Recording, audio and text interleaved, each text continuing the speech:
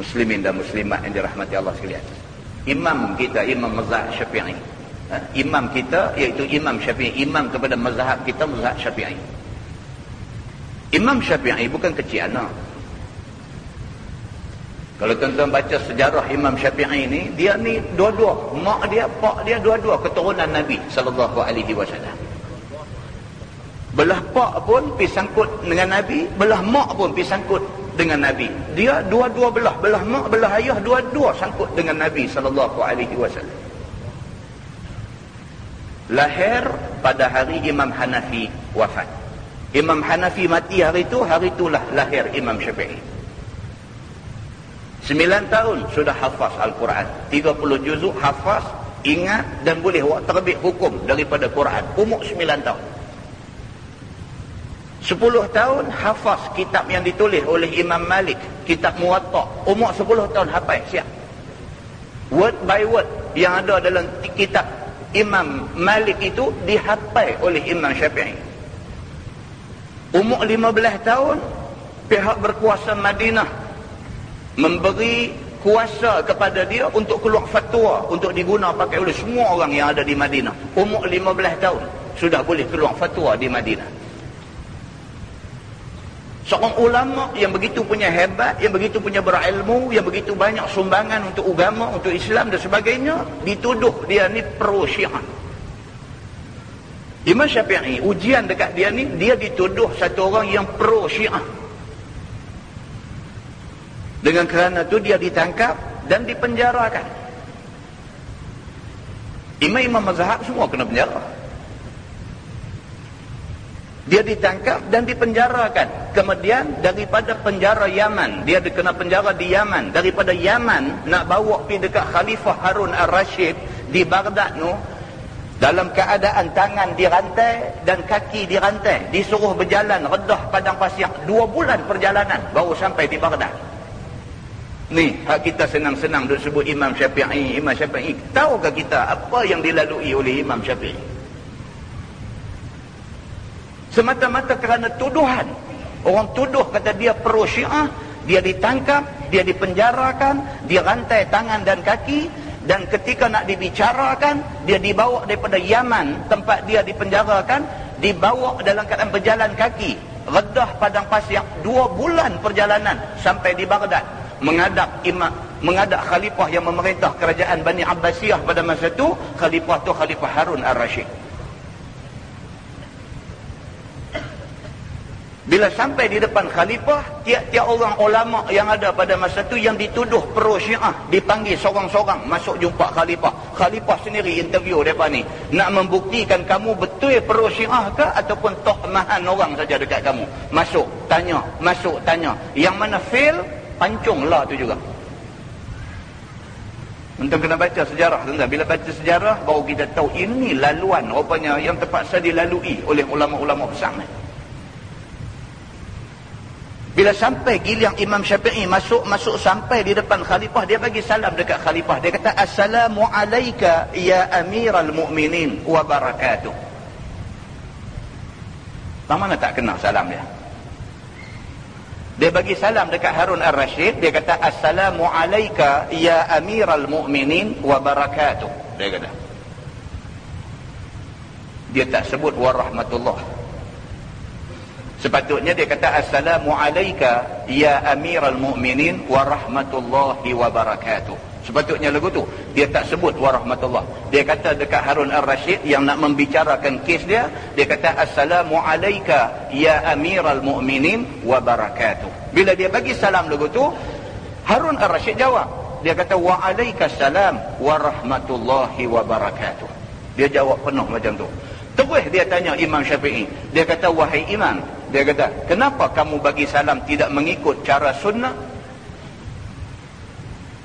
Pasal apa hang bagi salam tadi? "Assalamu alayka ya Amiral Mu'minin wa barakatuh." Pasal apa langkah wa rahmatullah? Pasal apa kamu bagi salam tadi tidak mengikut cara sunnah, tak ikut cara Nabi punya bagi salam? Pasal apa? Imam Syafi'i ni cerdik. Dia jawab dekat Khalifah Harun Ar-Rashid. Dia kata, "Aku tidak sebut wa rahmatullah kerana aku tahu rahmat Allah sudah sedia ada dalam hati kamu. Bukti dia pasal kamu jawab tadi, wa alaikassalam wa rahmatullahi wa barakatuh. Aku tak ucap rahmat kepada kamu pun kamu ucap rahmat kepada aku. Aku pasti kamu seorang khalifah yang mempunyai rahmat dalam hati. Aku tak sebut pun tak apa dah, benda tu ada dalam diri kamu. Dia kata. Dia cerdik. Jack lah, yang tu dalam bahasa Allah orang kata Jack. Imam Syafi'i Jack Khalifah Harun Ar-Rashid dalam keadaan dia dah tengok dah kawan-kawan dia putih tengkok ramai dah, dia Jack Khalifah. Harun Ar-Rashid bila dengar macam tu rasa lembut hati. Siapa tak syok kena Jack? Yang tak syok ni kalau orang duk hantam kita kan, dia boleh main masjid lambat. Kalau orang Jack okey. Harun Ar-Rashid bila Imam Syafi'i, satu imam yang terkenal dari segi ilmunya, dari segi waraknya, dari segi tawadhu'nya, dari segala segi, tiba-tiba dia angkat khalifah macam tu. Dia angkat khalifah Harun Ar-Rashid ni. Dia kata rahmat sudah ada dalam hati kamu. Bukti dia, walaupun aku tak ucap wa rahmatullah, kamu ucap dekat aku. Aku yakin kamu khalifah yang mempunyai rahmat dalam hati. Bila dia dengar macam tu, dia syok.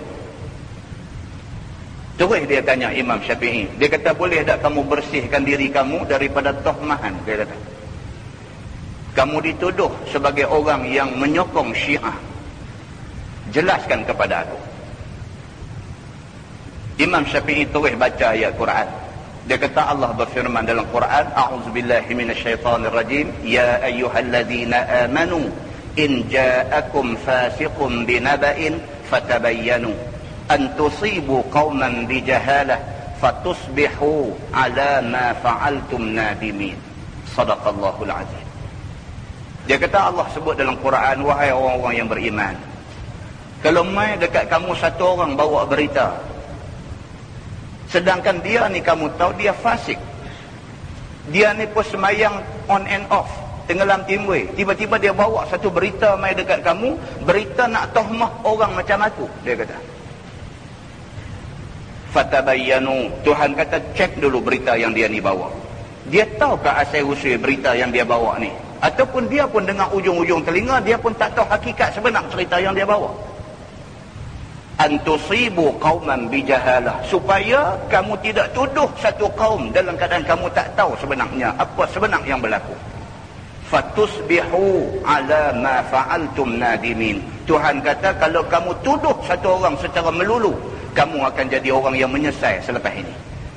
Bila dia baca ayat tu dekat Harun Ar-Rashid, Harun Ar-Rashid ni orang Arab, bila dengar-dengar macam tu, lembut lagi hati dia. Dia kata tak apa, sila kamu bersihkan diri kamu daripada tohmahan. Betulkah kamu ni pembawa Syiah dan penyokong Syiah? Imam Syafi'i bangkit berdiri di depan Harun Ar-Rashid. Dia kata, ya Amiral Mu'minin, kalau sekiranya kerana aku kasih dan sayang kepada Nabi dan keturunannya, aku dituduh Syiah, biar satu dunia kata aku Syiah. Dia kata, kalau kerana tu, kerana aku sayang Nabi, kerana aku sayang keturunan dia, aku dituduh Syiah, biar aku reda orang kata aku Syiah. Dia kata. Harun Ar-Rashid bila dengar macam tu, dia panggil Imam Syafi'i mai duduk dekat dia. Dia kata, bersenang-senanglah kamu. Kamu perlu menjadi penasihat aku.